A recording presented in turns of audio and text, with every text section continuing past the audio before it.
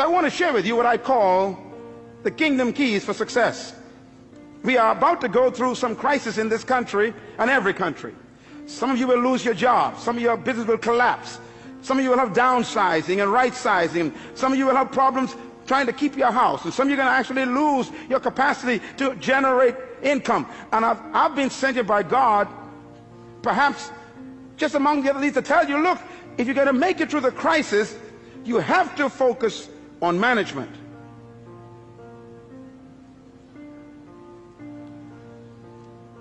Here's God's successful key. Genesis 1:28 says these words, and the Lord blessed them, and God said unto them, be fruitful and multiply and replenish the earth and subdue it, and have dominion over the fish of the sea, the fowl of the air, and over every living thing that creeps upon the ground. Now, listen carefully, because this is really the heart of God's mandate. In Genesis 1:26, God says these words about you. Let them have dominion over the earth. In Genesis chapter 1 verse 28, God tells us how to do it. Dominion means to govern, to rule, to control, to manage, to lead. Now in verse 28, he tells us how to dominate the earth. He gives us the process. Please get your pen. You're going to write this down, because anyone who wants to dominate in the earth will have to follow God's simple process. First of all, the 4 keys or principles of success in God's program. Number 1, be fruitful. God never said to be seedful. The first command God gave man was to be what? Fruitful. It's impossible to produce fruit unless it was preceded by seed. God will never demand what doesn't exist already. So God's first command is to be fruitful. Now, when I looked at the word fruitful in the original Hebrew, it does not mean to have children. It shocked me. For example, if having children was the essence of God's command, then Abraham didn't do a good job with just one legitimate child.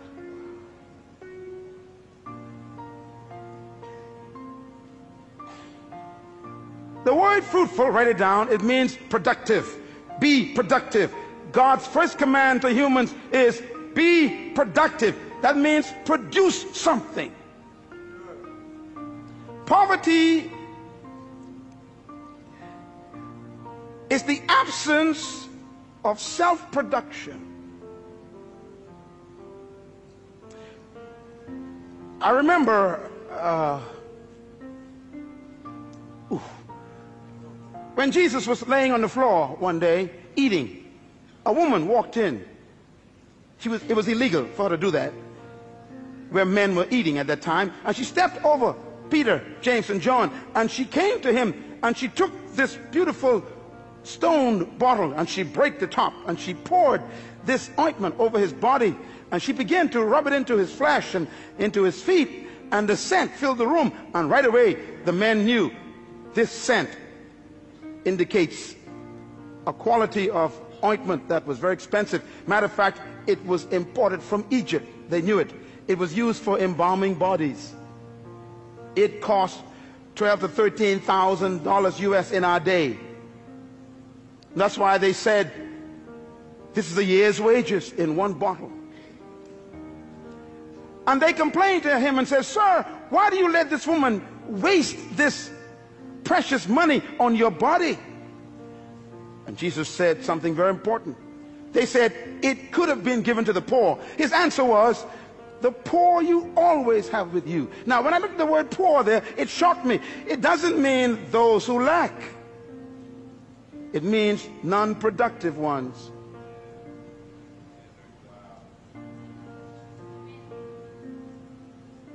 The first command of God is produce. Poverty is when you stop producing. And by the way, stay with me here. God said to Adam, be fruitful.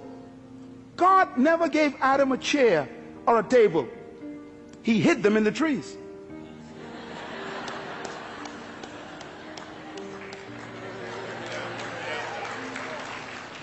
God never gave man shoes. He hid them in the cows. God never built a building before. He hid the buildings in the dirt, in the concrete. He hid the cars in the ore, in the mountains. Be fruitful. Be productive.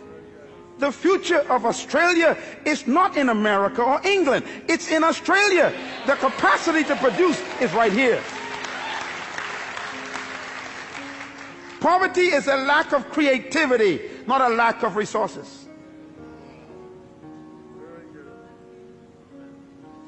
There is no crisis except a crisis of creativity.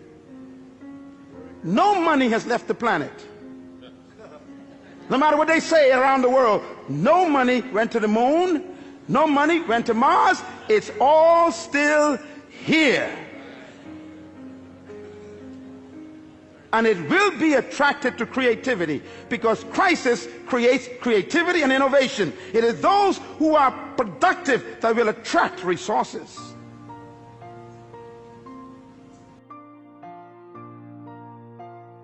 Is multiply. Multiply means to reproduce what you produced. If you follow any successful company, you know, I was driving here a moment ago and I just saw McDonald's. And McDonald's is far away from its original headquarters in Orlando. And it's amazing, when you go to McDonald's in any part of the world, it's the same burger. McDonald's has discovered God's program more effectively than the church. First of all, you what? Produce. Everybody say produce. In other words, you produce something. You produce one good item. McDonald's produced a product called Big Mac. You cannot find the Mac anywhere else. That's their fruit. But having a good product, you will still die of starvation. A good idea doesn't make you wealthy or successful. You got to be able to move to stage number 2. Multiply. Reproduce it. McDonald's have to develop a system that can produce 1 billion burgers every single month. And it's the same Big Mac. In China, in Ukraine, in Mexico, it's the same burger. In the Bahamas, in Jamaica, in Trinidad, in London, it's the same burger. Why? They have learned to move God's second stage. They produce and then they reproduce.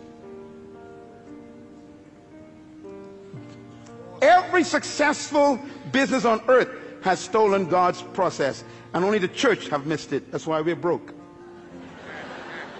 Microsoft, Bill Gates produced one good fruit, and then he put the system in to multiply it. What you cannot reproduce will die. The third command of God is very important. He said replenish. Everybody say replenish. The word replenish means to distribute. You know, it's incredible. God's ideas are all business ideas. Why? You are a manager. No matter how good your product is, and no matter how many times you reproduce it, nothing can destroy a company faster than dead inventory. Come on, businessmen, talk to me.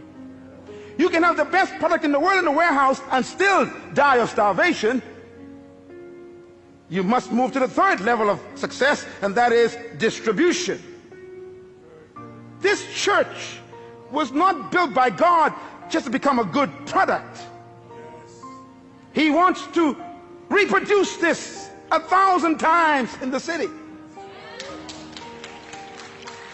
And then he wants to distribute it to other nations of the world.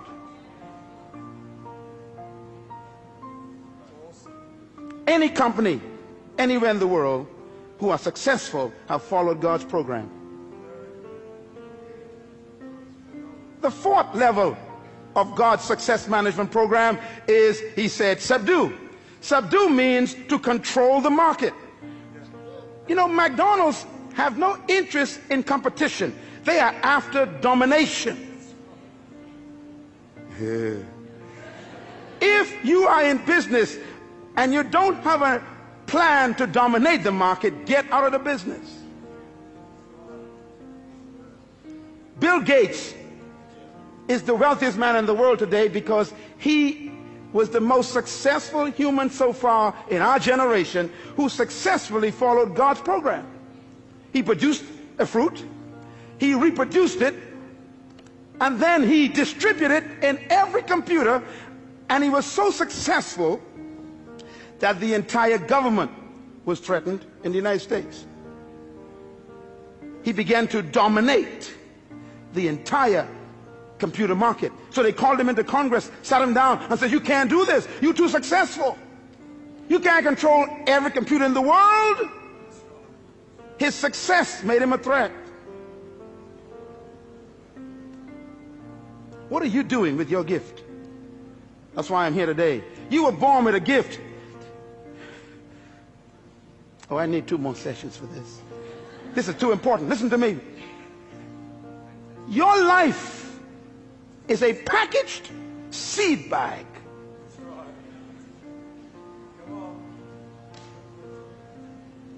Subdue, control. And God says if you follow these 4 principles, be fruitful, produce your gift, your product, multiply, reproduce it, replenish, distribute it, subdue, control the market, the result will be dominion. Dominion, therefore, is not a pursuit, it's a result.